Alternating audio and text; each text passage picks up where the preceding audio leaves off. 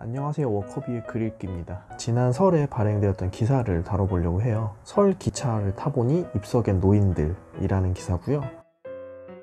어느 할머니가 설을 맞아서 경상북도 영주에서 서울까지 역귀성하는 상황인데 이제 하소연을 하시는 거예요. 본인은 기차표를 역에서 끊어왔다.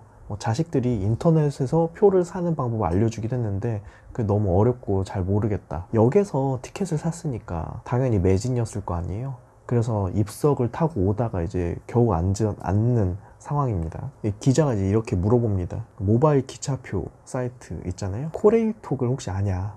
이제 할머니한테 그런 거 물어보면 알겠습니까? 익숙하지 않으면, 모바일이 익숙하지 않으면 모를 수밖에 없어요. 이제 자식들이 알려줬다고는 하는데 사용법이 간단치만은 않겠죠. 또 다른 할아버지도 청량리역에서 서서 오십니다. 이 할아버지도 정말 아침 일찍 나오셨는데도 불구하고 표가 입석밖에 없어서 입석표를 구할 수밖에 없었다고 하네요. 이런 일이 왜 발생하는 걸까요? 사실 우리 같은 젊은이들은 잘 알 수가 없는 부분이죠. 우리는 모바일 이용에 익숙한 세대입니다. 모바일을 하면서 자라왔고요. 그 이전 세대라고 하더라도 PC에 익숙한 세대이기 때문에 모바일이 어렵진 않을 겁니다.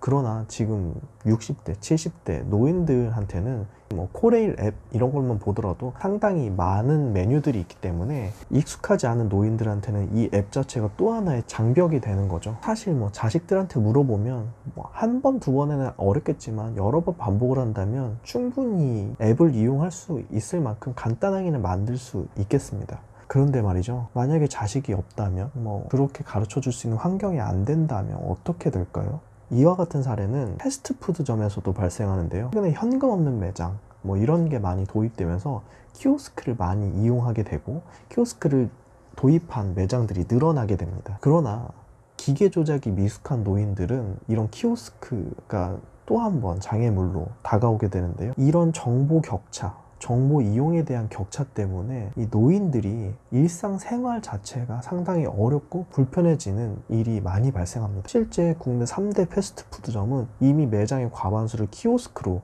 사용 중입니다. 이런 문제는 세대 갈등을 다시 또 유발하게 되는데요. 가령 기차로 예를 들면 온라인으로 티켓을 예매하는 방법을 알 수 없는 이런 정보 취약계층의 노인들은 입석을 구매할 수밖에 없게 됩니다. 그러다 보면 너무 힘들고 지쳐서 빈자리를 찾아 앉게 되는데요. 반면에 모바일 앱 이용에 익숙한 젊은 세대들은 앉아서 편하게 티켓을 구매할 수 있게 되고, 그럼 그곳에 앉아있는, 자신의 자리에 앉아있는 노인과 실랑이가 벌어지게 됩니다.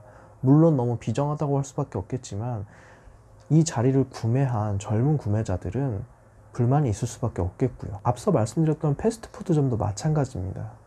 패스트푸드점에서 키오스크 한 대 앞에서 노인이 조작법을 모르고 혹은 조작법에 미숙하여 상당 오랜 시간 키오스크 앞에 서 있다 보면 젊은이들이 뒤에서 매우 불만을 갖고 이 뒤에 서 있는 젊은이들과 앞에 있는 노인들이 실랑이를 겪게 됩니다. 그렇다고 매번 싸우거나 가르쳐 드릴 순 없잖아요. 그래서 기사에서는 자식들이 아니다 하더라도 사회 전반적으로 노인들에게 정보기술 교육에 대한 필요성을 강조하고 있습니다.